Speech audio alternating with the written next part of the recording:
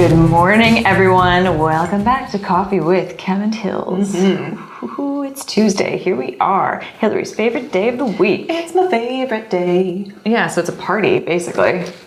It's a party in the USA on a Tuesday. I'll tell you why it's a party. It's a party because we have no air in the studio today. And it's a little bit, it's the middle steamy. of summer. It's a little steamy. It's legitimately the middle of summer, so, it's good. We're glistening, we're glowing. It's not hot, is what I'm trying to say. She's also pregnant, so her body temperature is up at a different level, creating a human. This is very true. And actually, I have a fun fact about that. Last night, Ooh, fun fact. this reminded me, actually. Last night, I was dreaming about being hot. I was dreaming about being really, really hot. And I was like trying to get on with my dream, whatever I was dreaming about. But I was like, I'm just so hot. It's so hot in here. Which is like a foreshadowing to right now. But right. Regardless of that, then I woke up because you have to frequent the bathroom a lot when you're pregnant because you have a small human literally sitting on your bladder. So Yes. I got up for my, one of my 6 journeys to the bathroom. Man. And I was literally sweating. No wonder I was dreaming that I was hot. I was like sweating. So I think I just... Was your AC also off in your house? No, the AC was on, but I think that we didn't have it set at a temperature that I needed for my, with everything that's going on inside my body right now, Well, it's also crazy. There's all those hormones that, I don't know about you, but after I gave birth, I had crazy hot flashes and night sweats. Night sweats were crazy, yes. Never had heard about them before post-birth, and so I was like, what is going on? Am I dying? Yeah, you learn a lot on the spot when you get pregnant. And so obviously at 3:00 in the morning as I'm breastfeeding, I'm Googling stuff. that shit. And then that's my advice. Oh yeah, this is just normal. You're fine. Yes. I was like, okay, as long as I'm not dying, that's great. Cool. Yes. All right. I know, a lot of things happen to your body, and that's what I say. Everyone's like, I need advice. I'm like, just Google that shit. All right. Many nights I would be like, what's happening to me? Oh, okay. It's normal. It's totally normal. Well, there are some very interesting tidbits on the internet. Tidbits and old wives' remedies for certain things. Totally. And you're just like, I don't know how that works. If it works, but, whatever. Sometimes you're like, whatever works, I will try anything. Well, yeah, or it's like the hot flashes are normal after pregnancy, or you have cancer. And you're like, and then you're spiraling for a whole different, sweating for a whole different reason. Because you're like, well, what if it's cancer? You know what I mean? It's just... Yeah, that's actually how one of my coworkers found out that she had breast cancer, was that she was having hot flashes. She wasn't pregnant, she didn't have a baby, but she was having hot flashes. Oh my gosh. And her mom was like, that's really abnormal, because she was in her late 20s. Right. And her mom was like, go to the doctor, just get it checked out. And go, Mom. Yeah. So good. Right? And she did, and she got it checked early enough? She got it checked early enough, had surgery, did chemo. Oh my gosh. Not even 30 and... a breast cancer survivor. Oh, wow. Well, that's the story you want to hear when you're hearing these kinds of stories. But wow, she did that. Yeah, right. But I don't know about you, but I just probably would have been like, it's fine. I know, but I guess it's good to err on the safe side. Definitely good. Right? Yes. Definitely good. I know. Okay, well, we have some hot topics as we do over here at Coffee with Kem and Hills. And I think the one that we're going to be starting with today is from Fortune. Workers in America's biggest cities are defying their bosses and avoiding the office. Yes. Dun, dun, dun. Dun, dun, dun. I mean, I don't think anybody's super surprised, but it is very interesting that the biggest cities, New York, LA, Chicago, San Francisco, aren't even close, or specifically San Fran. And specifically San Francisco are definitely not getting back to pre-pandemic levels of in-office workers. Right. I mean, why would anyone want to? They're now used to working at home from their, in their pajamas. Mm-hmm. Yeah. If you can go to work without even having to put pants on, I mean.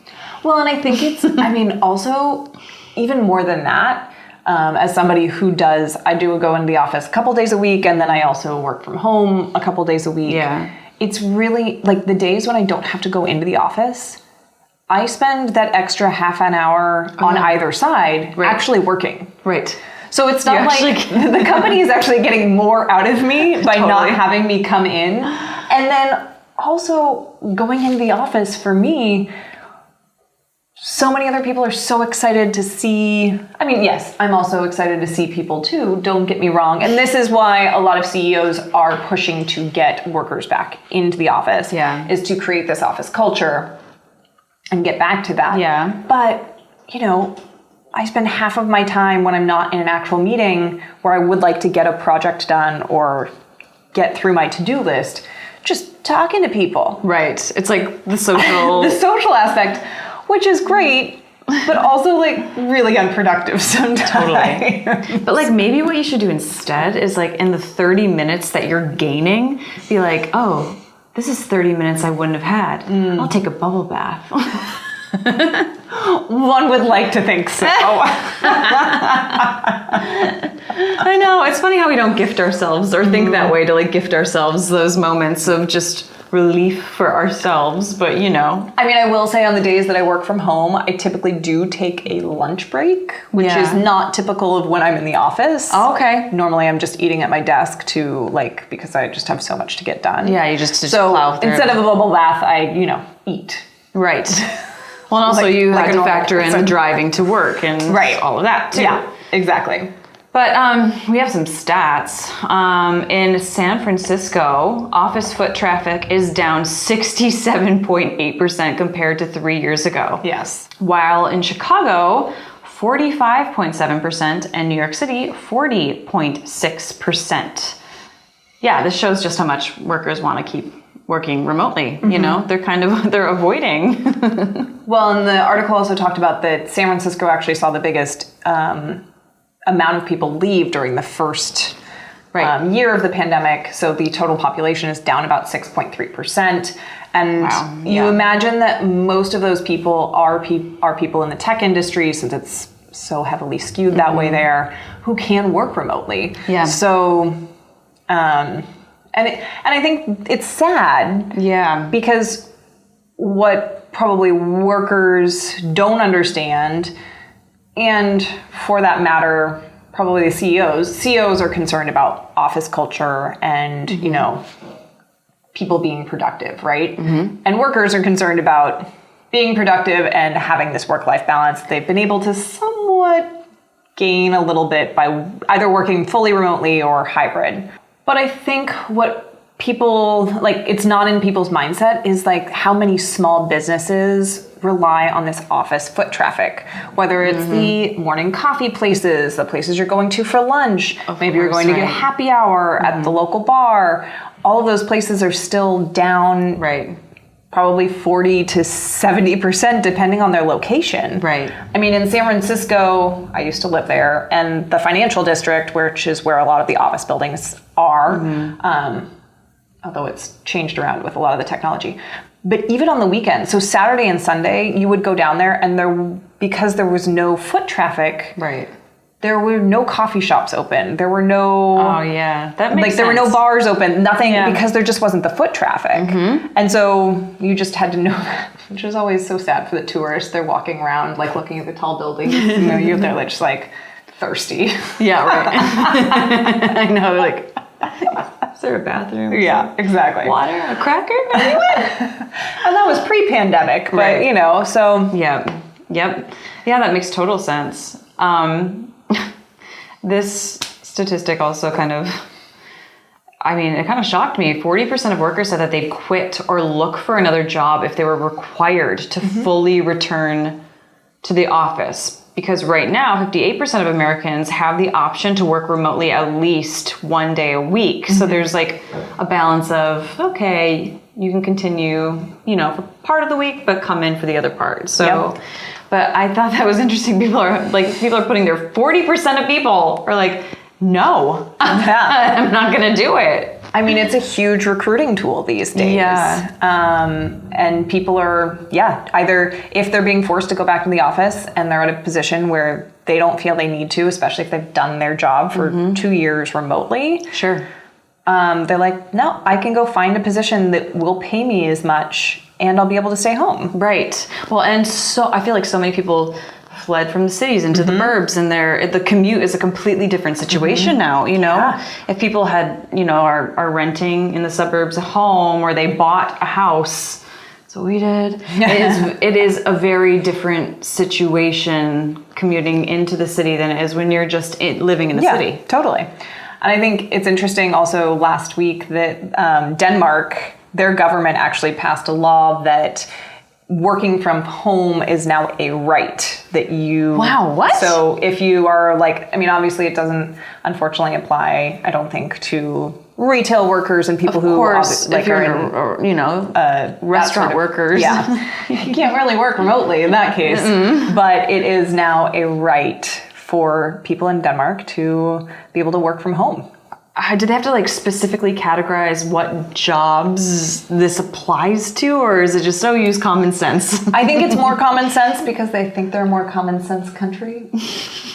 But I haven't read the law itself, but so fair assessment. Yeah. Common sense. I like that. Okay, Denmark's listening to the people and what they want. Exactly. On that note, we're going to take a quick commercial break, but we will be right back with more hot topics.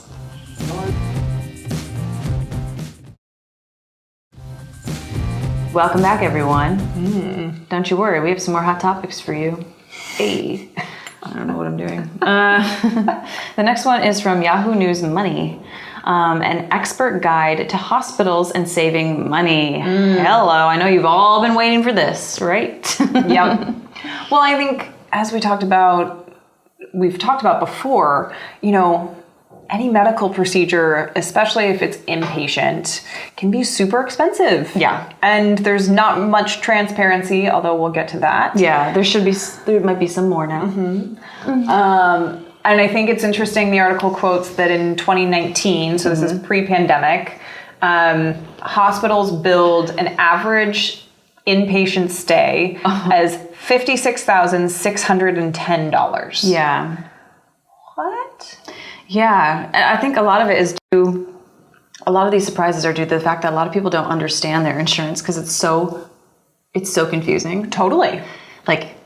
Am I in network? Am I out of network? Is this doctor in network? There's so many different components. What are you being charged for? Do you have co-insurance, co-pays, deductibles? Have you met your deductible? Who knows? Right. Yes. All of that is legwork you have to do on your part, basically, which we're going to dive into. But I've learned a lot about this since having babies. Right. You know what I mean? You really do learn about insurance, I'm telling you. And because of the pandemic, I lost my employer insurance that I had my entire adult life because I wasn't able to work and get those weeks in that you need to have that insurance. So then it was the first time that I had to kind of venture into the world of insurance and find my own. And it was a reality check. And I realized that having insurance through employment was like a privilege. Yes. Because it's like the wild, wild west out there. And super expensive. It really is.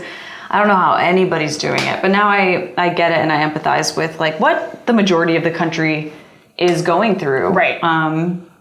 It is crazy, but it is good to have these conversations about ways that, we might be able to save money, especially with high costs such as hospital stays and unforeseen procedures, but especially ones that you're planning for, and this is more what that's about. Right.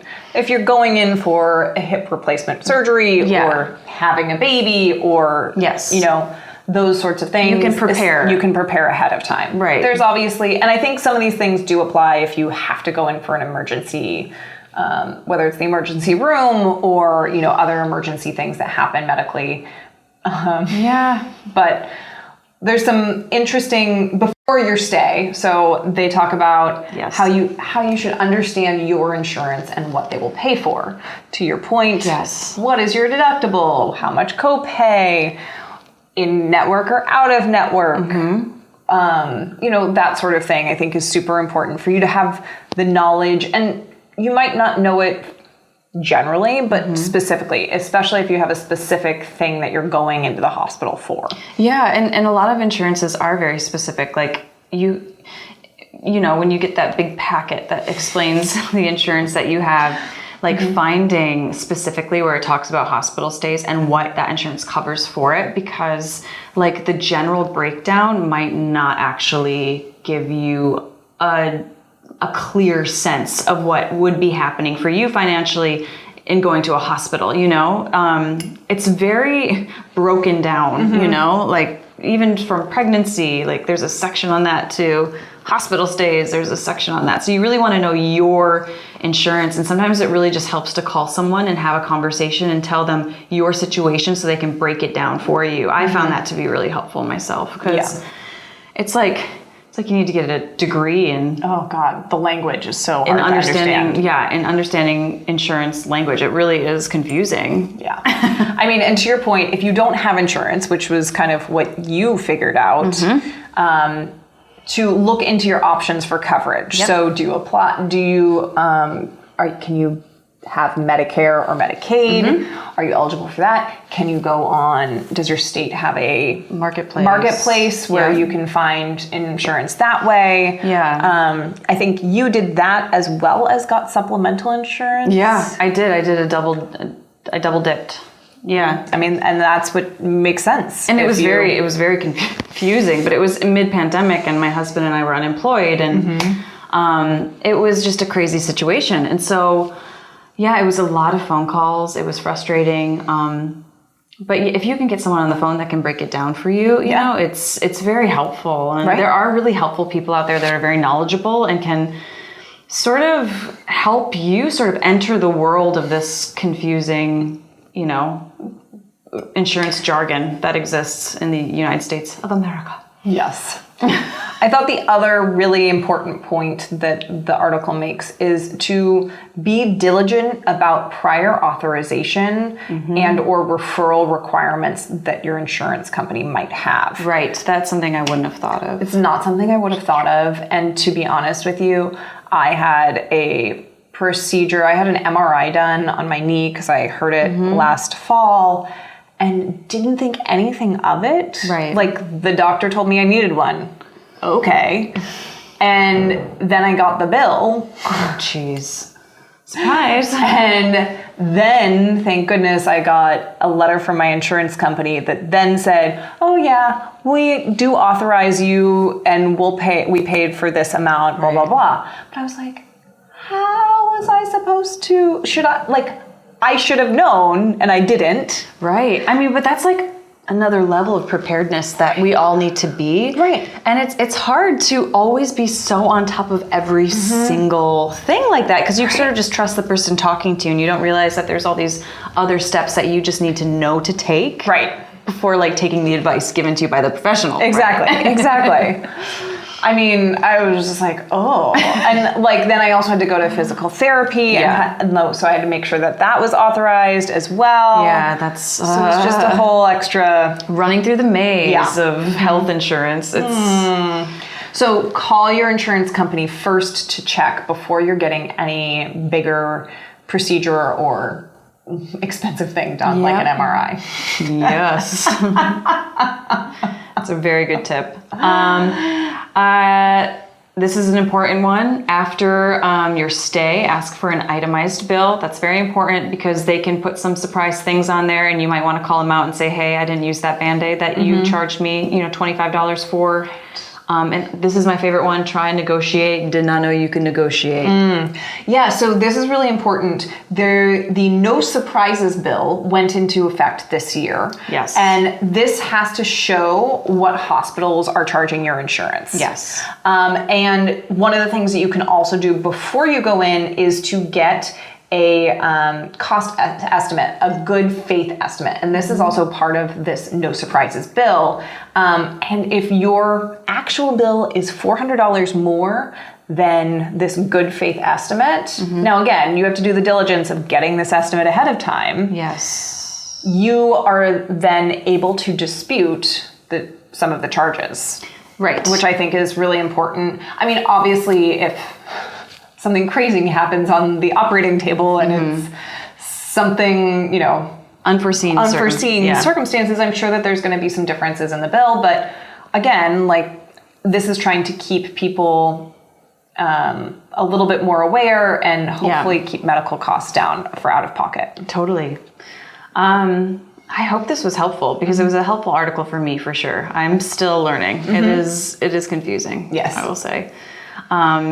But we're going to take a quick commercial break. We'll be right back to talk about the shows airing today on ROI TV.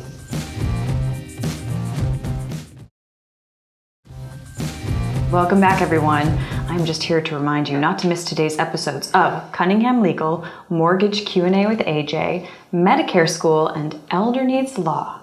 You can see them all on ROI TV. Where?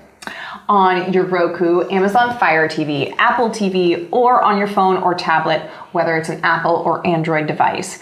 And we are also now on Distro TV, so you can check us out there as well. Yay! We're spreading. We're spreading like the plague. But that's not a funny joke in pandemic days, is it? No, it's not. Sorry about that. But you can catch us tomorrow on another episode of Coffee with Kem and Hills. Thanks for joining us. We'll see you tomorrow with another big old cup of coffee.